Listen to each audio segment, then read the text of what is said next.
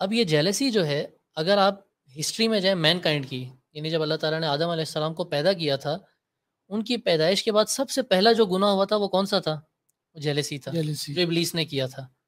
اس نے کیا کہا تھا؟ اس نے سجدہ نہیں کیا تھا آدم علیہ السلام کو، اس نے کہا تھا کہ میں آگ سے بنوں، یہ تو مٹی سے بنے ہیں۔ آگ کی فطرت کیا ہے؟ آپ آگ کو جلائیں گے اوپر جائے گی، مٹی کی فطرت ہے آپ چھوڑیں گے وہ نیچے گر جائے گی۔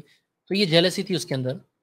اور مین کائنڈ یعنی ارتھ کی اگر آپ ہسٹری میں جائیں، مین کائنڈ ہسٹری میں، وہ بھی آپ کو یہ نظر آئے گا، جب آدم علیہ السلام زمین پہ آ گئے تھے تو ان کے بیٹوں کے درمیان جو اختلاف ہوا تھا، جس میں قابیل نے حابیل کا قتل کیا تھا، اس میں بھی کیا روٹ کاز تھا؟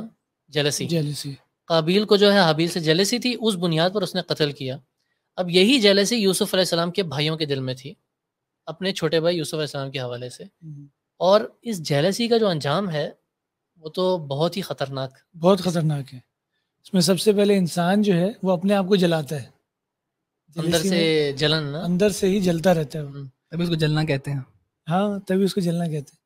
اور جب دوسری چیزوں پہ نظر ہے، وہ مل بھی جائے تب بھی سیٹسفائی نہیں ہوتا، تب بھی یہ سوچتا ہے کہ دوسرے کے پاس ہو سکتا ہے مجھ سے اور بہتر ہو.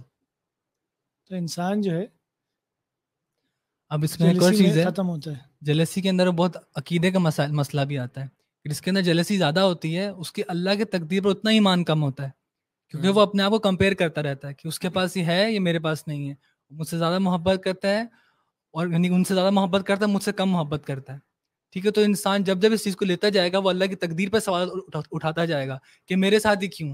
اکثر بیماری آتی ہے، ہم کیا کہتے ہیں؟ میرے ساتھ ہی کیوں. کوئی حادثہ پیش آتا ہے، میرے ساتھ ہی کیوں. تو ہمیں اللہ کے نبی نے کیا سکھایا کہ اپنے سے نیچوں کو دیکھو اور اوپروں کو دیکھتے رہو گے، کبھی آپ کی جو سیلف کنٹینٹمنٹ ہے وہ کبھی نہیں ہوگی. اور آگے ہم چلتے ہیں ایسی واقعے کو لے کر. جیلسی میں ایک پوائنٹ یاد آیا، یعنی آپ دیکھ لیں کتنا حقیر گناہ ہے اور کتنا یعنی غلط کام ہے۔ ایک انسان یہ کہتا ہے کہ میرے اوپر کیوں نہیں ملا، یہ میرے بھائی کو کیوں ملا، مجھے کیوں نہیں ملا۔ دوسرا یہ کہتا ہے اس کو کیوں ملا۔ اور ایک اور چیز ہوتی ہے کہ تمنا کرتا ہے کہ اس سے بھی ختم ہو جائے، مجھے ملے نہ ملے وہ الگ بات ہے، نہ ملے مسئلہ نہیں، لیکن اس سے ختم ہو جائے۔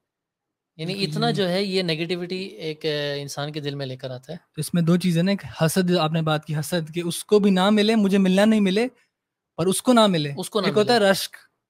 ٹھیک ہے، حدیث میں اس طرح آتا ہے کہ جو مال جو خرچ کر رہا ہے سخی ہے، اس سے رشک کرنا جائز ہے. اور جس کے بعد علم ہے کہ مجھے اتنا علم مل جائے میں بھی اتنے اعمال کروں، یہ دونوں چیزوں پہ رشک کرنا جائز ہے.